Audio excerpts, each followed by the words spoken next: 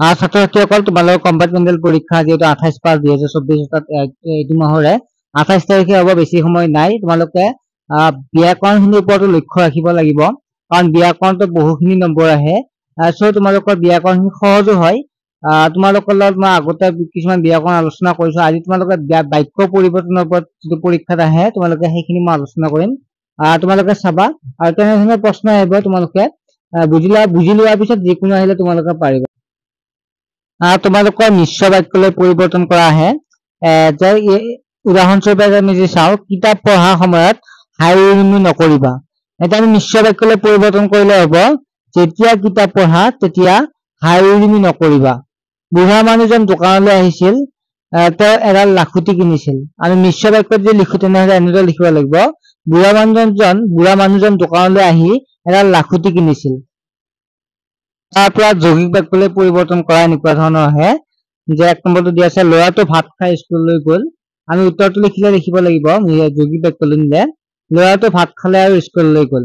2 নম্বৰটো হৈছে, সেই কামটো কৰি ল'ৰালৈকে গুচি গ'ল। আমি যৌগিক বাক্য লিখিলে সেই কামটো কৰিলে আৰু ল'ৰালৈকে গুচি গ'ল।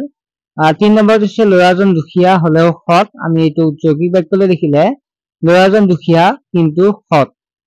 তাৰ 4 নম্বৰটো আছে, তেওঁ বুঢ়া হলেও গাত শক্তি আছে। আমি যদি যৌগিক বাক্যত লিখো তেনেহলে এনেধৰণৰ হ'ব উত্তৰটো, তেওঁ বুঢ়া তথাপি গাত শক্তি আছে। নেক্সট আহে আমাৰ সৰল বাক্যলৈ পৰিৱৰ্তন কৰা।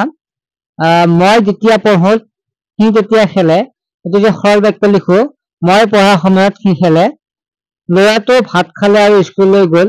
আমি এইটো সৰল বাক্য নিলে লিখিব লাগিব, ল'ৰাটোৱে ভাত খাই স্কুললৈ গ'ল। তাৰপিছত 3 নম্বৰটো হৈছে, আমি যেতিয়া খেলো সি তেতিয়া পঢ়ে। আমি উত্তৰটো এনেদৰে লিখিব লাগিব, আমি পঢ়াৰ সময়ত সি খেলে। জটিল বাক্যলৈ নিয়া, অকৃতজ্ঞ লোকে ক'তো আসন নাপায়। উত্তৰটো আমি এনেদৰে লিখিব লাগিব, যিজন লোক অকৃতজ্ঞ তেওঁ ক'তো আসন নাপায়। 2 নম্বৰটো হৈছে, অসাধু লোকক কোনেও সন্মান নকৰে। উত্তৰ, যিজন লোক অসাধু তেওঁক কোনেও সন্মান নকৰে। ছাত্ৰ-ছাত্ৰীসকল, তোমালোকৰ এনেধৰণৰ প্ৰশ্ন আহিব, এইকেইটাই যে আহিব তেনেকুৱা কথা নহয়। তোমালোকে বুজি পালা যে কেনেদৰে আমি জটিল বাক্যলৈ পৰিৱৰ্তন কৰিব লাগে, কেনেদৰে সৰল বাক্যলৈ পৰিৱৰ্তন কৰিব লাগে। তোমালোকে উদাহৰণকেইটা বুজি পালা, আৰু এনেদৰে পৰীক্ষাত তোমালোকে লিখিলে ব্যাকৰণখিনিৰ নম্বৰ তোমালোকে লাভ